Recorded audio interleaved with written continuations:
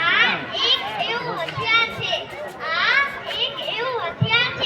કે જે દુનિયા આખી બદલી શકે. અંધકાર ગમે તેટલો ઘેરો હોય, નાના દીવાથી તેને હરાવી શકે.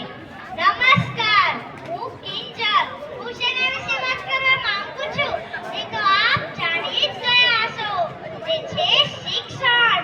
શિક્ષણ આજ એક એવી વસ્તુ છે કે દિશા અને દશા બદલી શકે. ભણશો તો ગણશો તો વધશો. શિક્ષણના આધારે તમે દુનિયા જીતી શકશો. ઘણા લોકો એવું માને છે શિક્ષણ માત્ર શાળાએ જવું, ભણી નોકરી મેળવવી, પરંતુ સાચું શિક્ષણ આ નથી. આ તો તેનો એક ભાગ છે. સાચા ખોટાના તફાવત સમજાવવામાં આવે છે. અને હા, તમારા ઘરની શોભા તમારી દીકરીઓને પણ ભણાવજો. બધા જ દીકરાઓને તો ભણાવે છે, પરંતુ દીકરીઓને ભણવામાં પાછા ફરે છે. દીકરીનું શિક્ષણ એ ખર્ચ નથી, પરંતુ રોકાણ છે. હું તમને આપ સૌએ પરીક્ષા પાસ કરવા માટે નહીં, પરંતુ સારા માણસ બનવા માટે શિક્ષિત બનવું જ પડશે.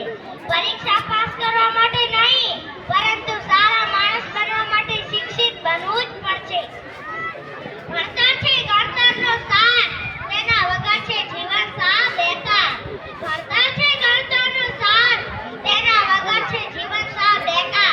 ભણી ગણીને મોટા તો બધા જ થાય, પરંતુ ભણી ગણીને માણસ સૌ એ જ સાચું શિક્ષણ છે. ભણી ગણીને મોટા તો બધા જ થાય, પરંતુ ભણી ગણીને માણસ સૌ એ જ સાચું શિક્ષણ છે. ચાલો આપ સૌએ પ્રતિજ્ઞા લઈએ. તમારો જમણો હાથ આગળ લાવો. હું બોલું તેમ બોલો. હું મારા બાળકને દરરોજ શાળાએ મોકલીશ. તમારો જમણો હાથ આગળ લાવો. હલો, બધા પોતાનો જમણો હાથ છે આગળ કરજે અને પ્રતિજ્ઞા લેજે. હું મારા બાળકને દરરોજ શાળાએ મોકલીશ. તમામ બોલો. હું મારા બાળકને દરરોજ શાળાએ મોકલીશ. બોલો બધા. હું મારા બાળકને દરરોજ શાળાએ મોકલીશ. હું મારો 1 કલાક તેને શિક્ષણ માટે આપીશ.